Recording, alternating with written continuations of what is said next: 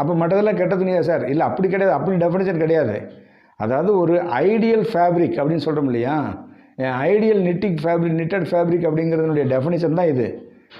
தி resilience, அதாவது திரும்பி வரும் தன்மை. The elongation and the resilience should be in a proportionate condition. உதாரணத்துக்கு நீங்கள் என்ன தான் எலாங்கேட் பண்ணாலும் சில துணியில் திரும்பி வராது. அப்படின்னா என்ன அர்த்தம்? அந்த கவுண்ட்டுக்கு அந்த யானை வச்சு எத்தனை லூப்ஸ் வந்து வித்வைஸாக போடணுமோ அத்தனை லூப்ஸ் போடலை, கம்மியாக போட்டிருக்காங்க. அப்போ துணி வந்து சலசலன்னு இருக்குது.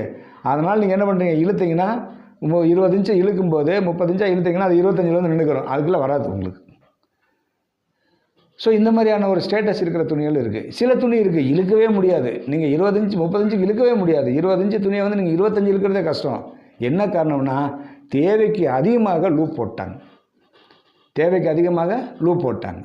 சரி, அப்போ இது என்ன சார் ப்ரொபோர்ஷன்